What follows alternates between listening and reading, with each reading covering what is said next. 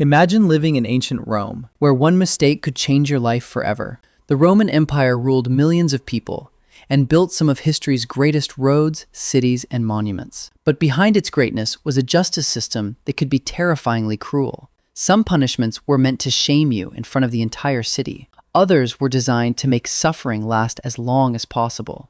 And one punishment was so horrifying that even centuries later, it is still remembered as one of the most brutal executions ever recorded.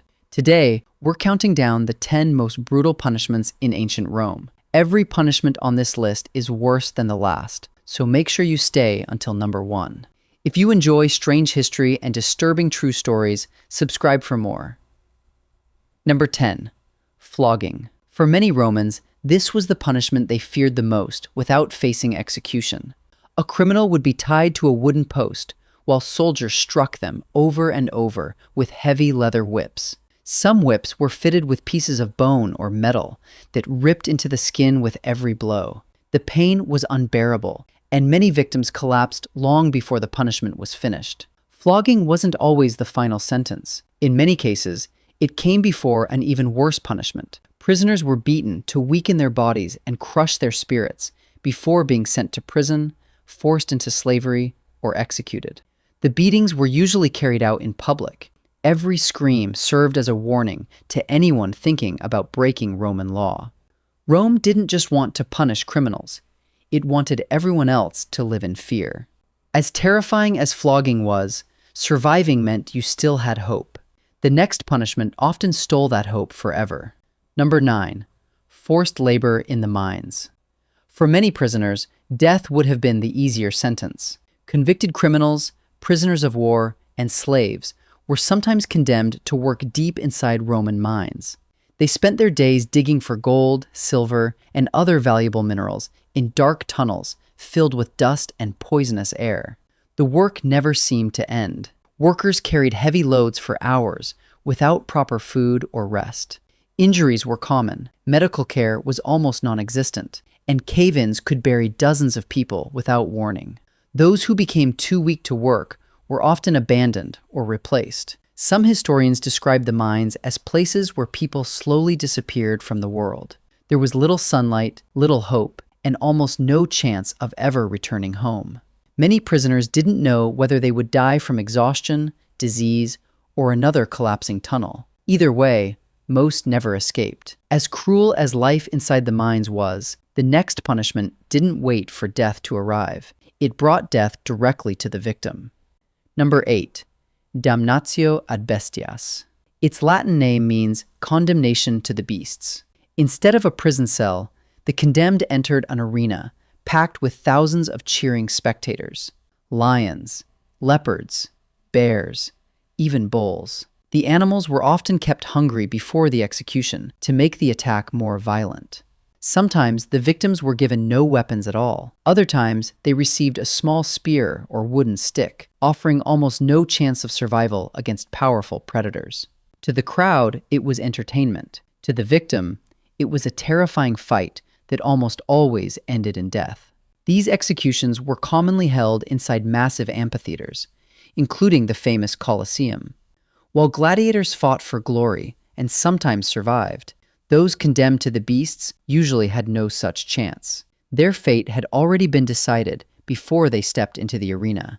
If the Romans wanted a public spectacle, this punishment delivered exactly that. But the next punishment wasn't meant for the arena. It was meant to erase every ounce of dignity a person still had. Number 7. Public humiliation. Not every Roman punishment ended with death. Sometimes the empire wanted something far more lasting. A person's reputation. Criminals could be paraded through crowded streets while chained, beaten, or forced to wear signs describing their crimes. Some had their heads shaved, others were stripped of their clothing, or forced to march while crowds shouted insults and threw garbage. In Roman society, honor meant everything. Losing your reputation could destroy your family, your career, and your future. For many citizens, living with public disgrace was considered worse than a quick death. Rome understood that fear didn't always come from physical pain. Sometimes it came from becoming an example that no one would ever forget. and the punishments were only getting darker. Number 6. Crucifixion. Few punishments in history have become as infamous as crucifixion. It was reserved for the worst offenders, especially rebellious slaves, pirates, and those who threatened Roman authority. Roman citizens were usually exempt from this punishment because it was considered too degrading. The condemned was forced to carry part of the wooden cross to the execution site, often while exhausted from a brutal flogging. By the time they arrived, many were already too weak to stand. Their wrists and feet were nailed or tightly bound to the cross before it was raised into the air for everyone to see. Death rarely came quickly. Victims could remain alive for many hours, sometimes even days, suffering from dehydration, blood loss, exposure, and eventually suffocation as their bodies grew too weak to breathe. The Romans wanted every passerby to witness the consequences of defying the empire. It wasn't simply an execution, it was a warning carved into the landscape. As horrifying as crucifixion was, the next punishment replaced nails with fire. Number 5. Burning alive. Fire represented destruction, fear, and complete helplessness. For certain crimes, especially those involving arson or acts considered exceptionally serious, the condemned could be sentenced to death by fire. Some victims were tied to wooden stakes, while piles of timber were stacked around them. Others were enclosed within burning structures with no chance of escape. Once the flames were lit, there was no turning back. Smoke filled the air. The heat became unbearable. Within moments, the fire consumed everything in its path. Crowds often gathered to watch, not only to witness justice, but also to remind themselves what could happen to anyone who challenged Roman law. It was a punishment designed to terrify an entire city. Yet even fire was considered too merciful compared to what came next. Number 4. Being buried alive. This punishment was rare, but when it was carried out, it horrified even many Romans. One of the most well-known examples involved Vestal virgins, priestesses responsible for maintaining the sacred fire of the goddess Vesta. Because their bodies were considered sacred, Roman law forbade spilling their blood. Instead, if one was convicted of breaking her vow of chastity, she could be led to an underground chamber containing a small amount of food and water. The entrance was sealed. Then, everyone walked away.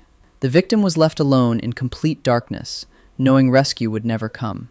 It was a punishment that combined isolation, fear, and the slow certainty of death. Many Roman writers described it as one of the most haunting executions ever practiced by the empire, and somehow, the next punishment was even more disturbing.